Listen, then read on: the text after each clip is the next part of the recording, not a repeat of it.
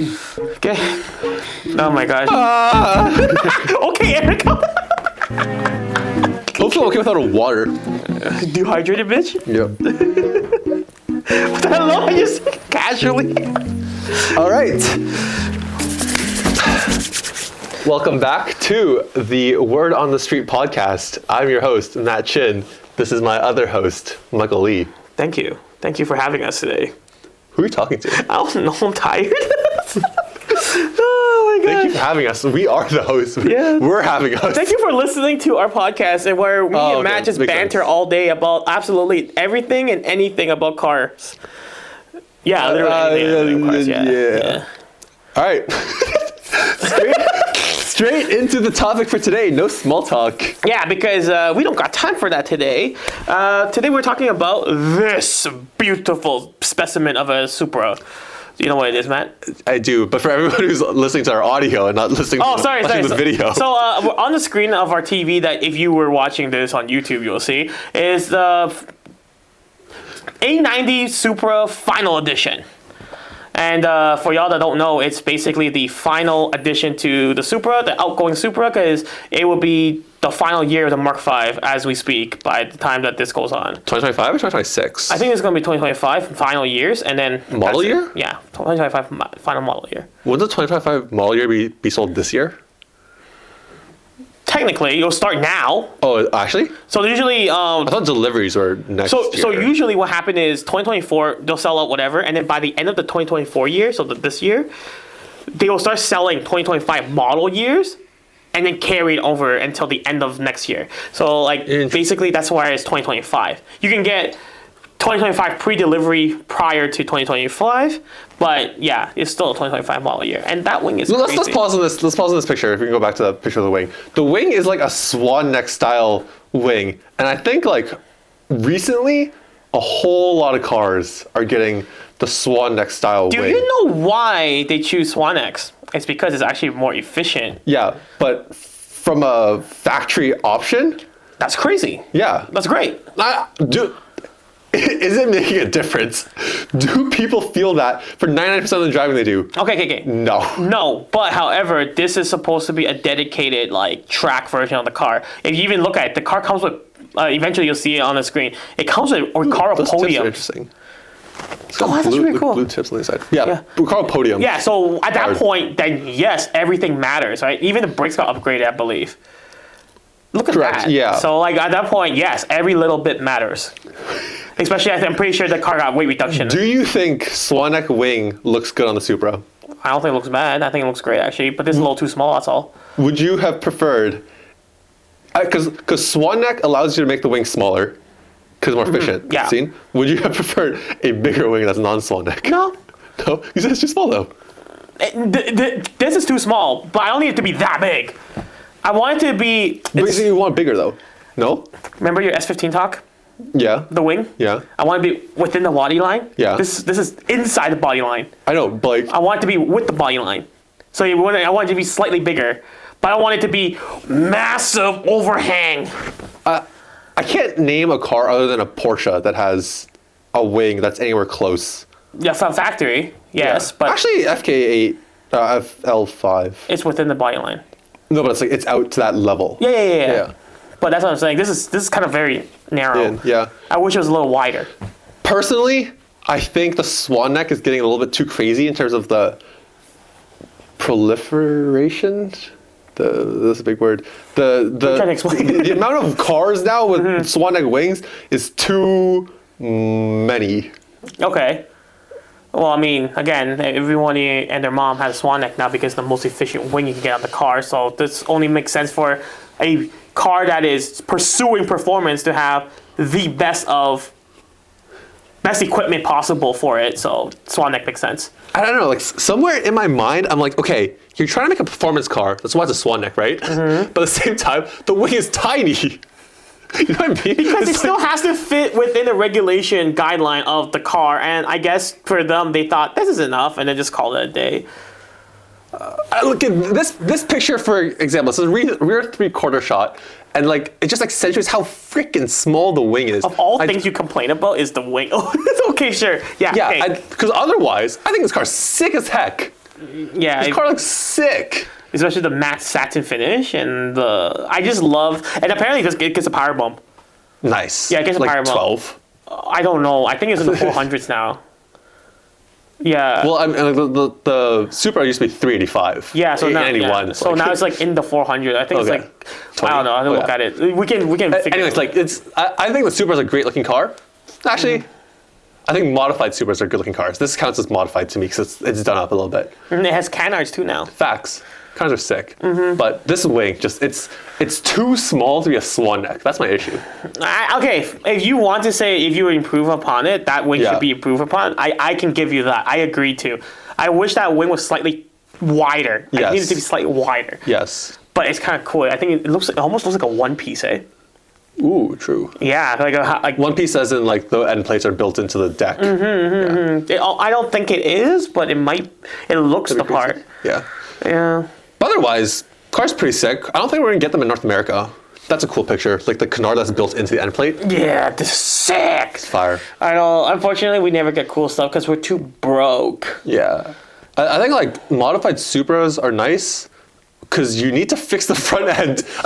Something about the Supra, like the FT1 that came from it, that it came from.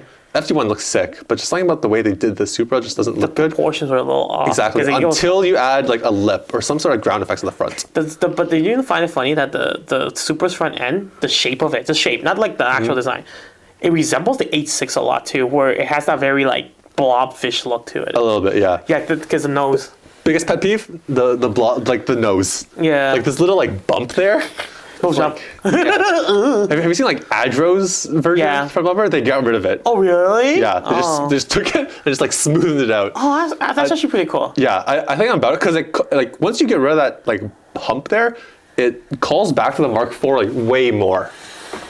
Yeah. Yeah, because the Mark IV is super flat. You know what I just realized? Yeah, now from this angle I'm looking at it, it resembles the Mark IV from this part. Then suddenly it just kind of doesn't resemble the Mark IV anymore.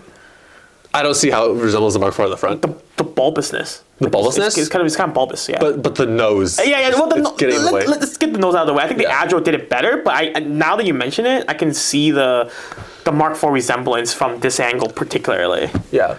But you know that I want one. I think GR is definitely doing a lot of cool stuff. It's just we don't get it in North America. Yeah. The Yaris GR. That's about it. Yaris GR MN. That's a Yaris though. Every single version of the Yaris GR. You just literally listen to Yaris. It's just a Yaris in a different trim. Dude, the Yaris is such a sick car. That would be the ultimate car to replace the CRZ. I agree. I want one. I used to say that the Yaris was too small, but then because of the CRZ, the more I drive the CRZ, the more I go like, the Yaris is actually bigger. That would have been the perfect ideal car because there's back seats, even though it's not usable, but there's at least there's back seat for in case you need to, right? But not even. It's just for like legal reasons. Like I'll stuff a third person in there and make them sit sideways. Yeah. But there's no seat belts. Exactly, that's what I mean. But at least we can't do that with our Series E. Exactly. There's literally no seat. To your point about it being not usable, I think from a legal standpoint, that's all I care about. Yeah. I just want it to be legal. To do so. Exactly. Whether their legs get chopped off or not in the back, not my problem. Exactly. Yeah, but honestly, this brings me to the point of this is going to be the final big hurrah send-off to the Mark V Supra. What's going to be next after this? I don't think there's going to be another Supra at this point. Because BMW killing up the Z4. Yes. The Supra is based on the Z4 chassis. Yes. If BMW stops using the Z4 chassis, Yeah. the Supra is not going to be able to pull from it. Exactly. I'm a big business operations guy, right? One of my things, Okay. one of my things was like, I think it might be feasible for BMW to just keep making Z4 chassis specifically for the GR Supra. Like, there's no R&D developed. Just continue your operations and just like keep on selling, like the GTR, like the R35 GTR. You know why they're still selling it? I think it's because it costs them zero money just to keep making it. There's zero development cost. Yeah. But there's still a cost to making it. Yeah, because they can't develop other things. But realistically, what's Nissan developing? Nothing. But that brings the point. Nissan's developing nothing, which is now why recently they got Honda was about to buy them. By part of a big fraction. Yeah. Honda has said they're going to buy a big fraction or the entire operation of Honda from Renault. Wait, from Oh, they're talking about Nissan. Yeah, Nissan, Renault owns Nissan. Oh, actually, Yeah, that's how bad Nissan gotten after the whole bubble collapse, like the recession. So Honda is going to take over and try to buy out Nissan, and we don't know what's going to happen from there on. That being said, the reason why the GTR keeps alive because everybody want to keep the GTR namesake alive. But that being said, the Nissan GTR was already produced. It's sold. It actually sold pretty well for what it is. So what's the point of like killing it off? Exactly. Supra, on the other hand, Z4 basically doesn't exist. Nobody bought them. it's about to not exist. Yeah. Exactly. But it's even then, even if when it was existing and it was on sale, who bought a Z4? How many Z4s do you see compared to Supras? Let's be real. It's not from like a Z4 perspective though. I'm saying like BMW can make them in the background. And Yeah. I think the only reason it makes sense for BMW to stop making the Z4 and the Supra is if they have other cars that they want to use the manufacturing space to make. BMW has a lot of cars in their lineup, and realistically, the Z4 take up space that they could have used for other things, though. Okay, yeah. So Right. I think that's a valid reason why BMW would stop producing these chassis. Also, to be fair, the Supra doesn't sell that well either compared to the other cars that are offered. Yeah. So it's like it's a hard. We're in a generation where it's so hard to save money and live. We don't have enough money to actually go and buy expensive toys like this too. Oh, this is for whoever watching this. This is the lightweight evil they call it. I think this is basically just a stock base, and then just added some specs of tuner Carbon chip. fiber. But It looks so boring. it literally looks like a base car with a carbon fiber like ducktail and call it a day. Yeah. So I'm not gonna go talking about it. But what I really want to talk about is the fact that we can't afford sports cars like we used to back in the yesteryears, like in the 90s, where everyone's buying new cars left, right, and center. I just heard that the new median, like new car buyers, the new median age of new car buyers is 53 years old. So it's like, how old's your dad? He was born in '67. Okay, Quick maths on the head top. 67. Yeah. 57. He's 57 this year. He's smart. Quick maths. Yeah. Mathematician. Anyhow, he literally is still older because he just bought a new car, which is why I'm using him as an example. He's literally still older than the median age of new car buyers. So where do us, well, especially you youngins, where you stand in buying a new car? Not happening. Exactly. Which is why these cars, especially these cars, are more catered to younger audiences. Let's be real. An old man does not look at this car and go, I want to get in and out of this every day while like falling off the chair. It's probably us young kids. We're like, yeah, Fast and Furious. Yeah, I want to mod my car. I'm going to put Adro kit on it. That's going to be us. But we can't even afford it. Right? So what happens? It gets killed off. And then we can't buy them. Shame. Right? Which is why my conclusion is I don't think there's going to be another Supra at this point. Well, there's no Very development. And they're even saying that, from what I read, Subaru is planning to kill off the BRZ. Damn. Because the numbers were just so sad. It's like a few hundred sold a year. Compared to like GR86 was sold by the thousands. And even at that point, from a business standpoint, you do this for a living. Yeah. To sell a few thousand units is nothing. Which is really sad because on both sides, I feel like Toyota's getting shafted by the chassis manufacturer. Yeah, because they have no choice, right? Especially when all the parts sourced from here, other than these seats here. Hold up, the BRZ chassis, who makes that? Subaru. Not. Oh no, because we're looking at the Remember Subaru. yeah. Subaru body makes parts. everything for the BR86. A6. Maybe now, like as of like the GR86, maybe there's more Toyota parts in it because they did change some chassis stuff. Right. I believe like there's certain parts on the car that uses the older gen stuff, whereas the BRZ has like a different sway bar and all that stuff. But regardless, that's so tiny in the scale of the whole entire car. What's the sway bar change gonna really do? Nothing. No, I was just wondering if Toyota maybe made that chassis, but I guess not. No, it's still a Subaru shame. made. It's literally the same chassis, but with a prettier update and lighter weight. I think a couple of years ago, I made the joke that was like, it's crazy how Toyota's two best sports cars aren't even Toyotas. My funniest thing is because you said that, and like I heard that joke a lot. I heard Jason Camisa's Icon video. I think it was Icon. Yeah, Icon video. It's like, yeah, the best selling sports car from Toyota isn't even from Toyota. One's a BMW with drag, like a like Supra drag-on. The other one's a Subaru half-child. It's like, bro, that's the sad part. The only time we actually got anything is a GR Corolla. And luckily we have that. I'm actually really grateful that we actually got something like that. Because otherwise, bro, Toyota lineup is pretty sad for to be a car enthusiast, man. It's pretty depressing. I mean, it's good that we have the Supra and the BRZ, or the Supra and the 86 that even came to fruition, but tough. Now that the Supra is gone, like everybody's like, oh, what's gonna happen to the next one? I really don't think they're gonna make another one. It makes no sense. Actually, someone brought up that Lexus has developing the LFR. Mm-hmm. And like maybe that could be a Supra, but I realized something. It's gonna be expensive. One is expensive. Two is not inline six. Yeah, it's supposed to be a V8. Exactly. And does Toyota even have an inline six in the pipeline or in production for that matter? Is a V6. Oh, the V6 twin Camrys? turbos. Yeah. Yeah. Oh, not even the 2GR. I'm talking about like the Tundras, the new Tundras. Tundras, They run yeah. the V6 twin turbo hybrid. Yes. That's not gonna fly because the Heritage is gone. It's not even gonna be like a Supra.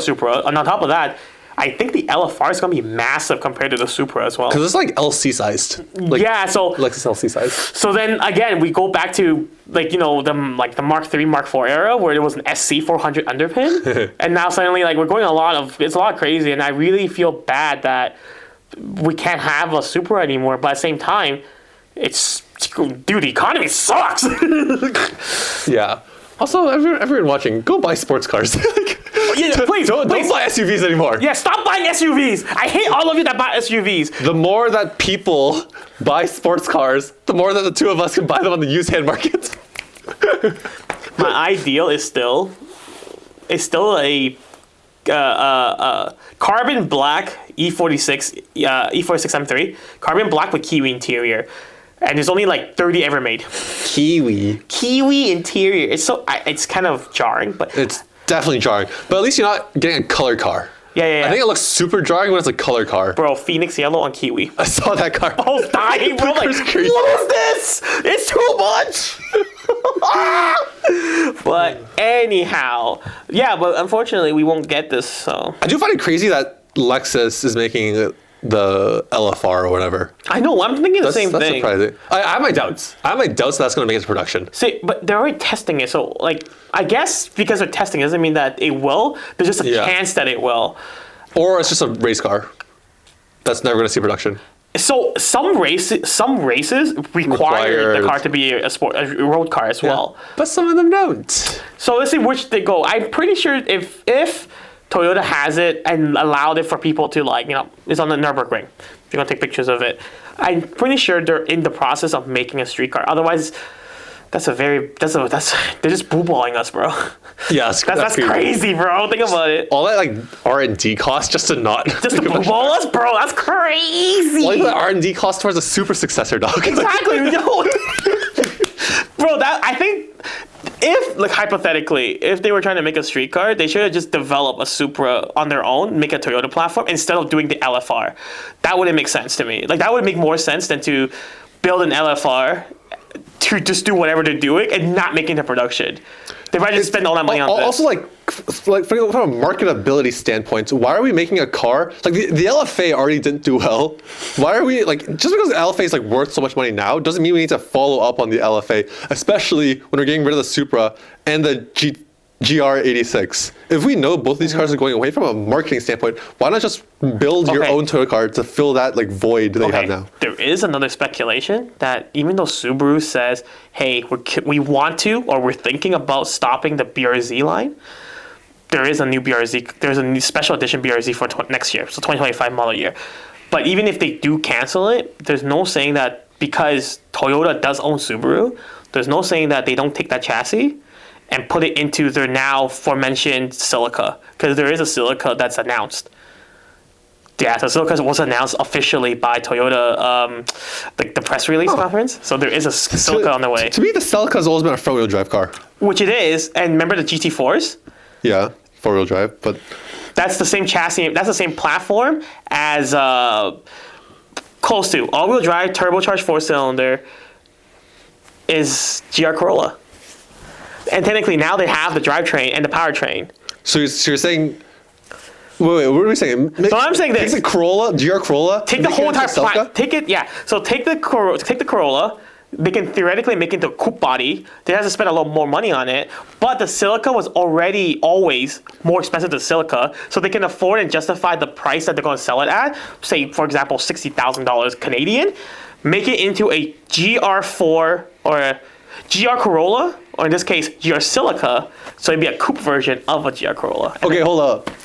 The GR Celica is the coupe version Of a GR Corolla. of the GR Corolla, which is already the 5-door version of the GR Yaris, which is the coupe. Technically. Dude, what the heck? Technically. But hear me out. It makes sense because the GR Corolla, the GR Yaris was a bespoke chassis. Okay. So it started off as a Yaris and then got chopped. And then it got added- modified. So it's yeah. like bespoke chassis no matter how I look at it. But and then we couldn't get it over here because we never sold it. Seen. Right? But technically, if it's a GR Corolla, technically, it could become a GR Silica. Technically. Because it'll be the same exact chassis as the GR Corolla, but just in the 2-door form. So for like homologation purposes, like that's why they want to do it? I don't know what the purpose was for all this, but the fact that they said there is going to be a Silica to be made, then I'm pretty sure that might just be how it works out. Again, I don't know. It's all speculations, or they might do something crazy, because you see SEMA.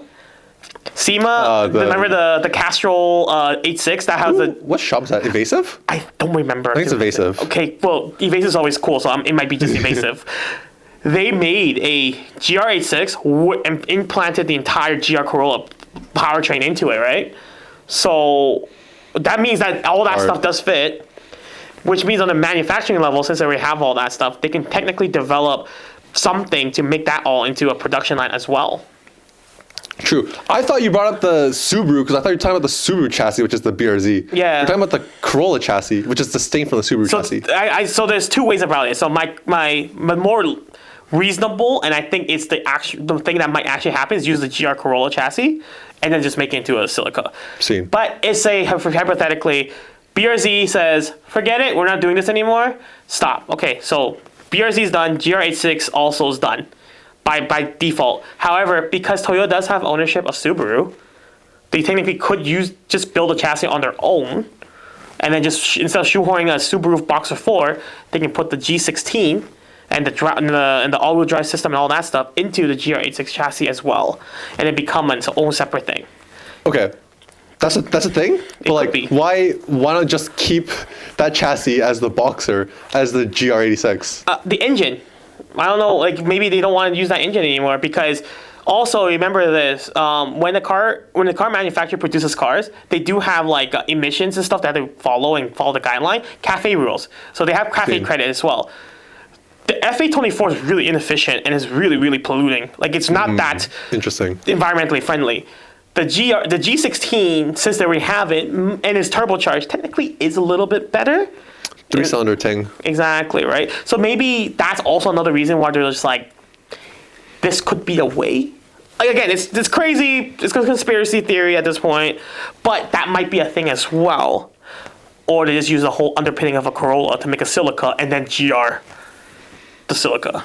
True. There's two ways around it. So this is that there's so many more possibilities of that rather than a Supra ever being made again for a Mark 6 generation.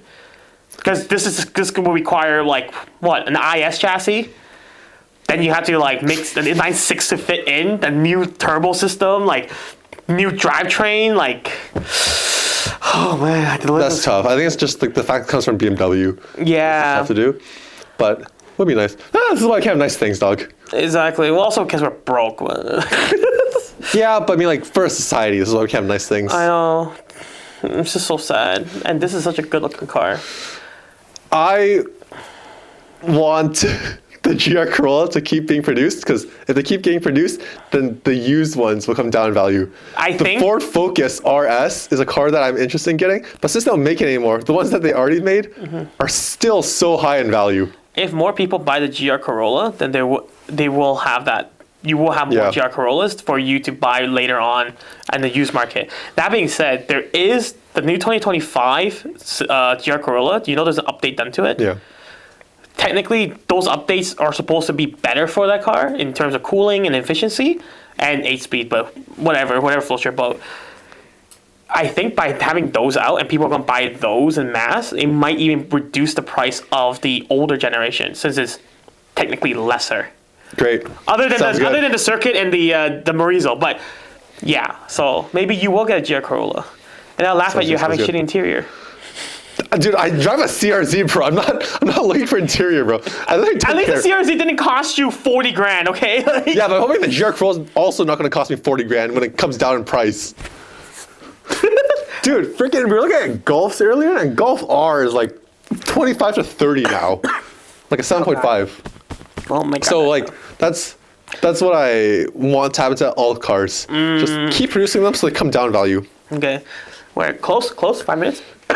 Yeah, we can talk about, I don't know, do you have any other, like, opinions? I think a Celica would be cool, because, like, I already have my S15. I don't need a Supra or a GR86, but I do want an all-wheel drive, hatchback-ish, manual Silicas or car. liftbacks. Exactly. So I think maybe Celica. Celica would make more sense than a Supra or a GR86. Okay, so that means you're more is cheaper. excited for a Silica. I want a GR Yaris, really.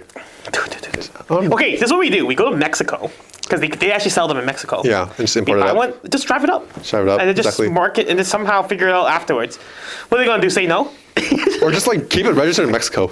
Technically you can. Exactly. Yeah. I know. It's not a bad idea. Yeah. And then I want dude, I love one. Dude, they're still like 60 grand, though. Brand new.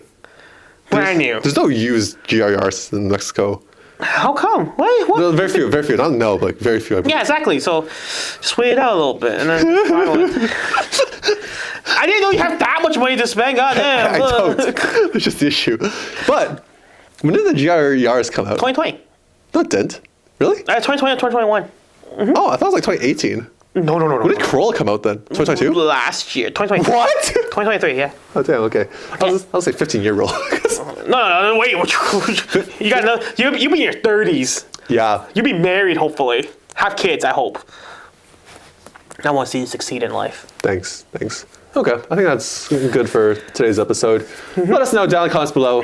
What do you think about the whole Toyota fiasco? Not fiasco, scandal. It's not a scandal. Ploy. It's not a ploy. What do you think about Toyota's Situation, ship. Anyways, yeah, let us know what you think about the Supra going away. Let us know what you think about the Final Edition. Let us know what you think about the GR86 and the BRZ. Let me know if I should replace Matt next week. Yeah, good luck replacing me, buddy. I'm like a Supra. You can't replace that.